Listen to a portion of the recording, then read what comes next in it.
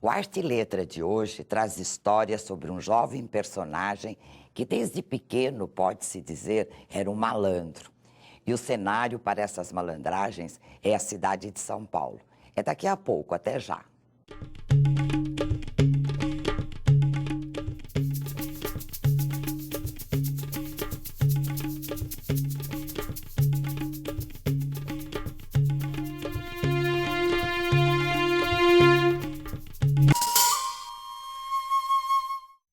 Olá!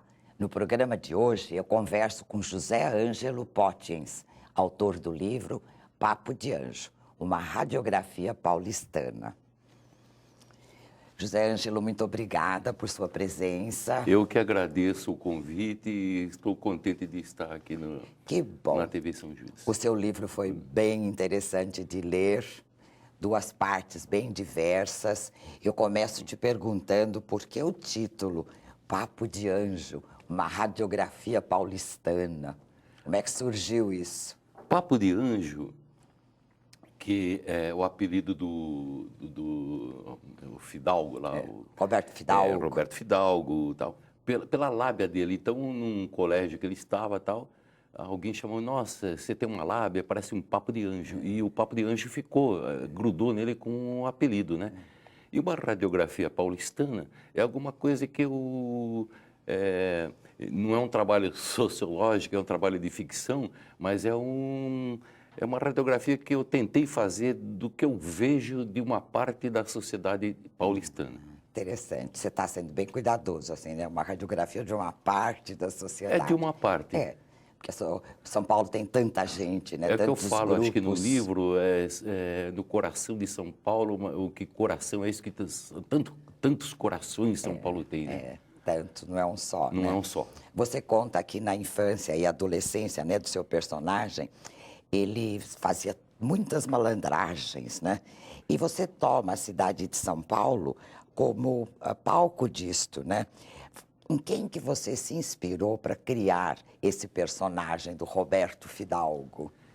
E especificamente em ninguém. Esse é um personagem que surgiu de um trabalho de escritor, né, de ficção e tal. Eu fui imaginando ele aos poucos, foi dando forma, né?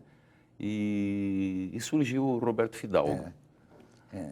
E ficou interessante porque quem lê, e eu li o seu livro, você tem a sensação de que aquilo pode acontecer, que as pessoas podem agir do jeito que ele Aquilo agia. pode acontecer e talvez até aconteça. Mais do que a gente gostaria, não é? Sim.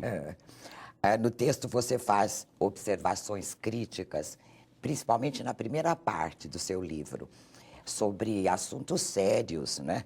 Que eu considero sérios, não são ficções, principalmente sobre educação. Qual é o teu objetivo? Você, às vezes, faz algumas observações irônicas, críticas. Há até um certo sarcasmo, alguma coisa assim, um aspecto meio aparentemente de crueldade, mas como eu falo, não é um trabalho de sociologia, é um Sim. trabalho de ficção e é o que eu sinto às vezes da formação, não só das escolas em São Paulo, mas desse Brasilzão inteiro, né? Eu tenho a impressão que você traz para o seu livro, quando você faz essas críticas, algumas meio irônicas, a voz que está na sociedade a respeito de muitas escolas, não é? Sem querer ou querendo, a gente você vira traduziu. uma caixa de ressonância. Exatamente, Faz o eco, né, da coisa. exatamente, exatamente. Interessante que o seu personagem malandro, do jeito que ele é, toda vez que, mais quando ele estava já mais adulto, né, 20, 22 anos, todas as situações que ele cria, que ele inventa para se dar bem, ele acaba se dando muito mal. O que você está querendo mostrar? Que uma educação permissiva, como foi a que ele teve, tem sérias consequências danosas, né? Não exatamente isso, né? Porque também não é um livro assim de fundo moral. Será que ele é um malandro borboleta, né? Porque o malandro borboleta é aquele malandro, falso malandro, né? Nada dá certo, ele se acha esperto e no Interessante o malandro borboleta, né? se acha esperto e não é nada disso. o que o pessoal fala que mané é mané, malandro é malandro e mané é mané. Ele tem horas que ele dá mais para mané, sim, não é? Sim. Talvez isso seja um aspecto interessante do Roberto Fidalgo, Papo de Anjo. Porque ele arma as coisas para se dar bem e acaba se dando muito mal, muito mal. Você não, você usa, né, uma equação da psicologia que é bem interessante para explicar esse movimento dele, né, de querer conquistar as coisas e não... E como é que ele agia para fazer isso. Então, eu vou ler um trechinho, eu preciso ler um pouquinho mais para chegar na fórmula que você usa. Você diz assim: antes de avançarmos com Beto pelos anos seguintes, façamos um breve retrospecto. Voltemos ao caso do tênis, que em tão curto tempo deixou os pés do biografado. Ele tinha comprado um tênis, aí alguém levou o tênis dele. Um colega, né? Foi alguma coisa assim. Isso. Recordemos que o produto de grife, antes tão atraente, não tinha o mesmo gosto quando em sua posse. Tentemos, então, estabelecer o teorema psicológico mencionado. Aplicando-se à linguagem matemática, podemos enunciar que a fórmula é assim, é D vezes C igual a R igual a S, onde D é o volume ou ânsia do desejo antes de ser realizado. O E equivale ao esforço aplicado para realizá-lo. E o R é a efetiva realização do desejo, enquanto o S é a sensação ou sentimento que nos avassala após a concretização do desejo. Eu achei tão interessante, porque ele quer conquistar aquilo, né? Como é que você teve essa ideia de usar essa fórmula? Essa fórmula, na verdade, eu não sei se a psicologia tem uma fórmula equivalente, né? Essa fórmula eu inventei, deduzindo alguma coisa de psicologia, eu inventei essa fórmula, né? E ela é muito real. Ela é real, porque toda vez que a gente concretiza um desejo, depois de saciado, né, o desejo, a gente cai no torpor, inércia ou coisa assim, e já está querendo partir para outra. Para outra coisa. Para outra coisa. Realmente. Isso é humano. É totalmente humano, né? Você fala numa radiografia paulistana, né? Então, fiquemos pensando, a radiografia, ela revela aquilo que não está muito aparente, que está oculto, né? O que você pretendeu com essa radiografia paulistana? Mostrar a situação de uma família da classe média alta através desse seu personagem? Você pensou nisso ou não? Não pensei, não foquei em uma determinada família ou um tipo de família, né? Eu me considero um ficcionista, um inventor, né, de histórias, né? Então, eu vi assim de um modo geral a coisa, né? E a radiografia, porque é como... É a coisa que está oculta, mas chega um ponto que é revelada. Mas ela existe, Ela né? existe. Ela está ali, latente. Ela está oculta e tal. Eu acho que consegui perceber alguma coisa, mas eu sempre digo, sob o meu ponto de vista, né? De escritor e tal, Lógico. de cidadão. Na verdade, a gente não escreve, você tem a tua forma de trabalhar, a tua inspiração, não é?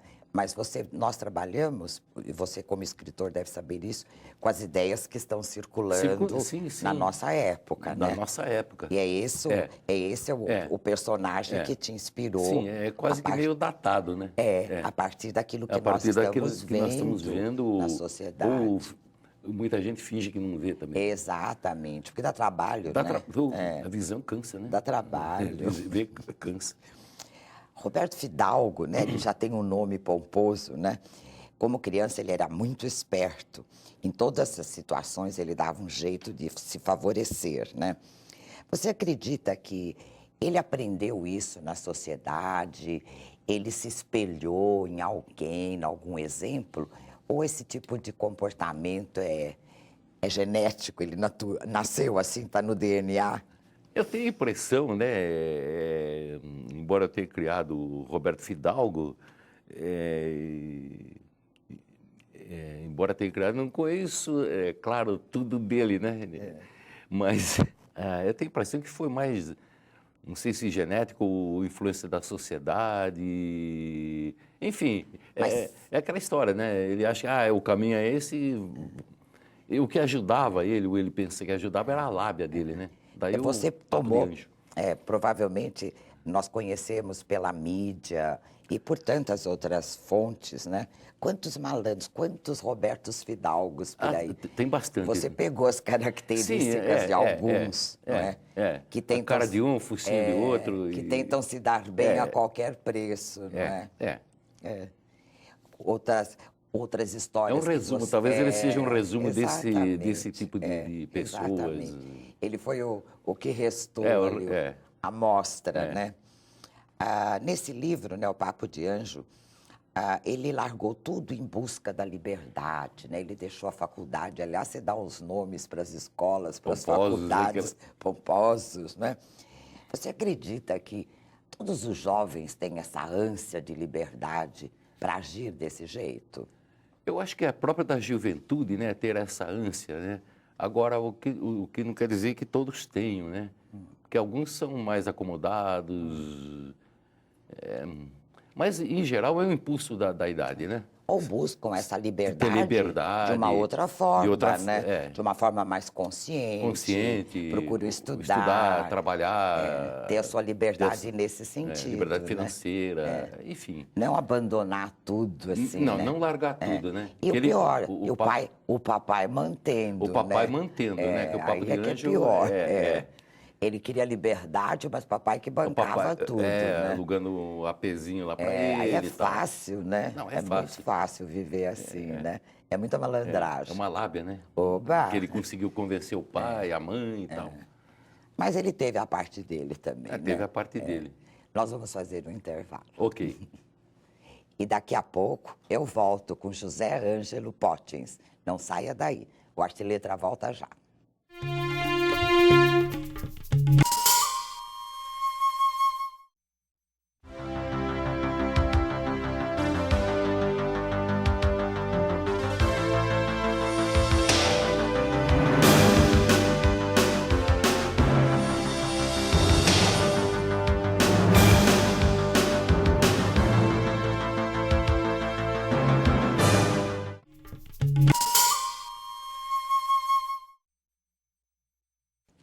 O Arte e Letra está de volta. Hoje eu recebo José Ângelo Potins, autor do livro Papo de Anjo, uma radiografia paulistana.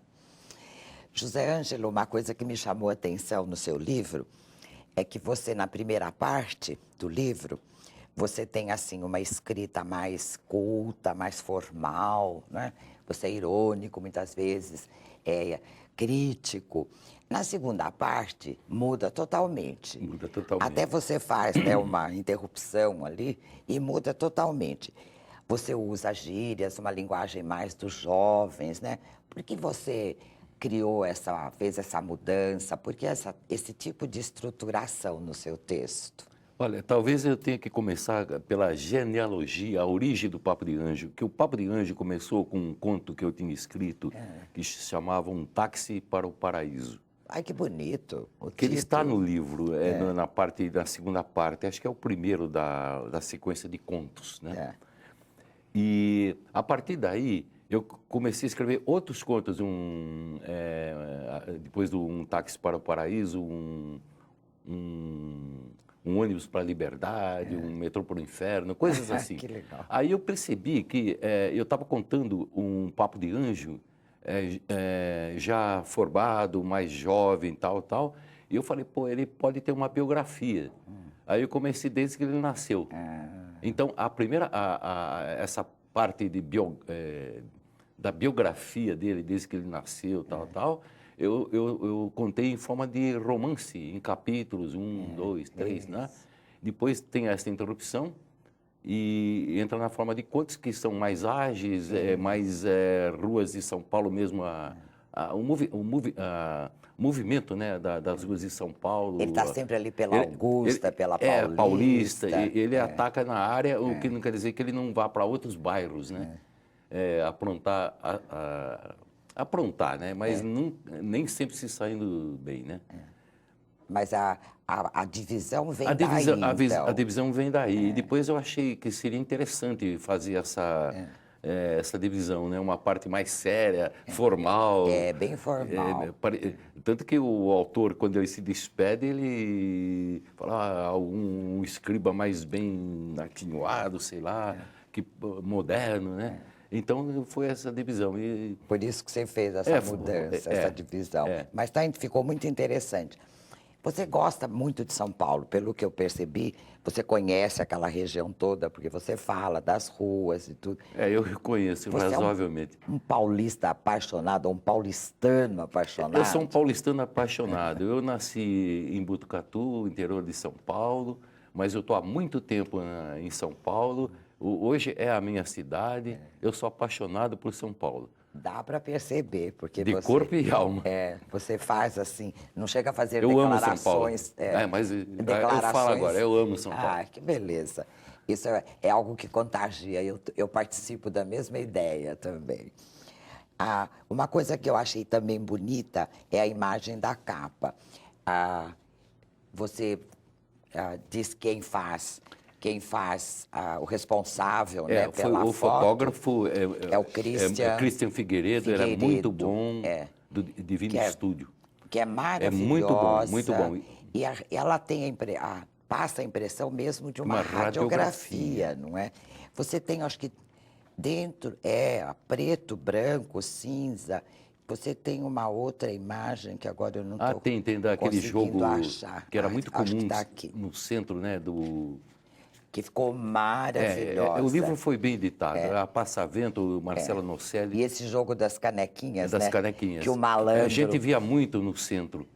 Hoje não sei se ainda tem, né? E como é que você vê a nossa cidade tão amada hoje, tão judiada? Eu passo, às vezes, pelo centro a pé, eu me sinto entristecida. Não, eu Como também, é que você né? se Eu ainda sente? olho assim, quer dizer, a São Paulo que eu conheço há tanto tempo, né? O centro, eu trabalhei ali, percorri ali. Claro, está mudada, né? Agora, a gente fala de São Paulo, mas eu acredito que seja um fenômeno comum a todas as grandes cidades, não só do Brasil, como do mundo, né? Será, José Ângelo? Eu estava vendo ontem, acho que é Los dúvidas. Angeles, lá, um pessoal tudo acampado lá, entendeu? Em algumas cidades. Em algumas cidades. Algumas talvez não. Mas como você falou, é de se lamentar, né? a gente pode até pensar, né, como efeito da globalização, muita migração dentro do país, mas que o nosso centro está judiado. Não, está judiado, não é aquele centro europeu que a gente conhecia. Não, jamais. Deixa eu te perguntar outra coisa, quando você termina a primeira parte, você já comentou alguma coisa, mas eu gostaria que você reforçasse. Quando você termina a primeira parte, você se dirige ao leitor, né? Como ainda Eu achei tão legal. Deste ponto em diante, meus caros e minhas caras, podeis esquecer, olha só, podeis, né? Segunda do plural. Quem vos brindou com a narrativa de vida do Beto, posteriormente conhecido por Papo de Anjo.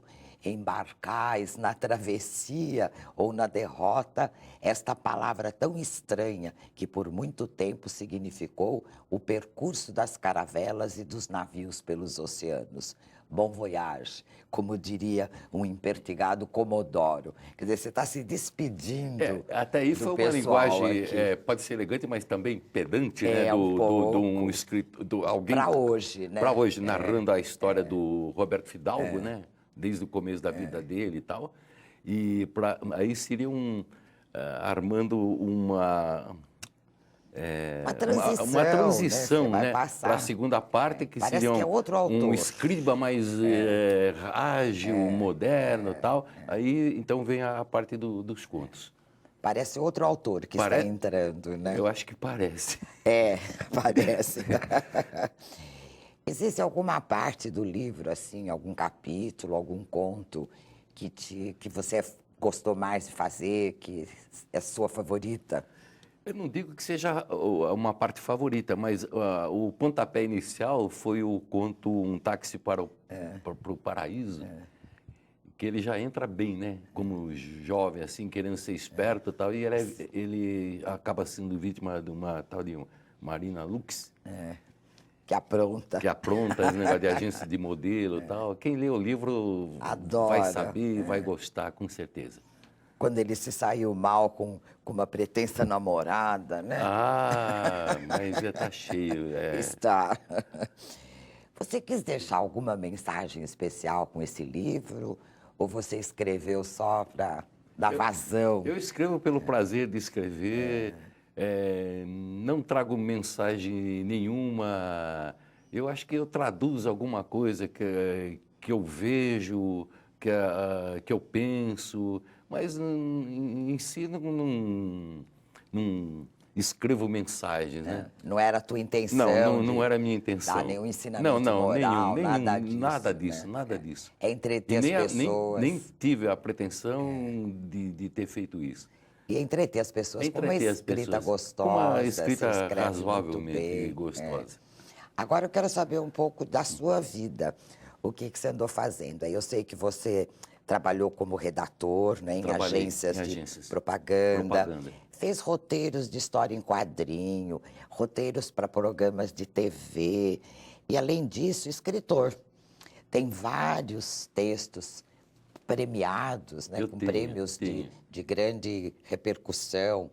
Qual dessas premiações você se lembra e foram as que, ou foi a que te tocou mais, que te deu mais satisfação? Olha, como morador, né, de São Paulo e tal, nos 450 anos de São Paulo, foi lançado um livro, São Paulo, Crônicas, São Paulo 450 anos.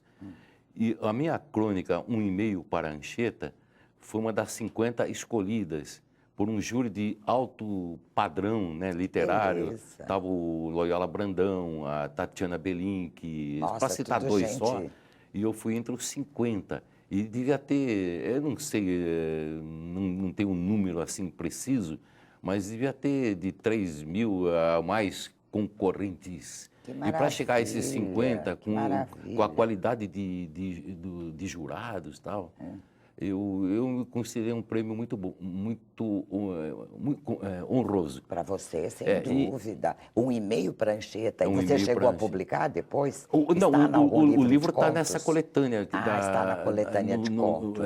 São Paulo, Crônica São Paulo 450 anos. É dos mais antigos dos seus livros. Porque Não, esses... não é dos mais Não. antigos. Ele é do ano dos 450 anos de São Paulo. Foi em 2004, né? Então, Um outro- esses são mais novos. Esses são romances. O primeiro romance, porque eu tenho muita coisa publicada em antologias, com prêmios na área de contos e na área de poesia também. Mas esse O Evangelho de Marte foi o primeiro romance que eu publiquei, e depois veio Canalha no Fio da Navalha, o segundo romance. Esse foi o primeiro. Esse foi o primeiro. Evangelho de Marte. Foi o e primeiro. o Branquinho, o Canalha, O Canalha no Fio da Navalha foi o segundo. segundo. E são romances. São isso. romances. Além desse, você tem o livro de contos. Eu tenho contos publicados em alguns livros, né, que também é fruto de concursos, né, que eu participei. Em antologias, né? provavelmente. E além dessa primeira premiação aí, que foi o e-mail para Anchieta, qual mais você... Eu tenho orgulho de um prêmio que eu ganhei lá da Prefeitura de Recife, da Secretaria da Cultura, que era um concurso homenageando os Manlins, né? Também, tipo assim, alguma coisa em torno de mais de 3.000 concorrentes e fui selecionado entre 10 contistas. Que maravilha. E publicado. Um livro que maravilha. linda edição, entendeu? Que maravilha. Um livro muito bem editado. Que maravilha. Você tem uma vida profícua aí de escritor, com bastante coisa. São 2 prêmios, assim, que me tocaram, porque pela quantidade de concorrentes e por estar em São Paulo entre os 50 e em Recife entre os 10. Nossa, é honroso mesmo. Parabéns. E pelo tipo de avaliação, né, que foi feita, né? Quem avaliou, Quem avaliou, pessoas de autoconhecimento literário. Exatamente. Maravilha. Parabéns. Tá, muito obrigado. Você está escrevendo alguma outra coisa? Olha, eu tenho um livro de contos premiado que eu pretendo publicar. Eu estou vendo, ainda não tive tempo nem de correr atrás disso, né? Tem um livro de contos premiado. Vou ver a editora agora passo a passo, né? Qual vai encarar, né? Uma edição. Provavelmente a sua editora ia passar a ver. Talvez, tomara. E eu tenho também um outro romance que chama Os Dragões do Dr. Pereira. Isso eu também preciso ver que editora vai encarar. Isso, quer dizer, Já não é para agora. Já estão prontos? Estão prontos, estão prontos. Ai, que beleza. E tem mais coisas escritas, né? Mas esses seriam os próximos. Que já estão assim, saindo do forno. Não, eles estão prontos. É só alguém pegar e transformar a massa em pão, né? Ai, que bom. Faço votos que seja breve. Tomara. E a hora que você os tiver, Tomara. volte aqui conosco. Tá bom? Será um prazer. Muito obrigada, sucesso sempre. Tá, muito obrigado, parabéns. Marizia. Muito obrigado. Parabéns. Obrigado. No programa de hoje, eu conversei com José Ângelo Potens, autor do livro Papo de Anjo, uma radiografia paulistana. O Arte Letra fica por aqui e a gente se vê no próximo programa. Até lá.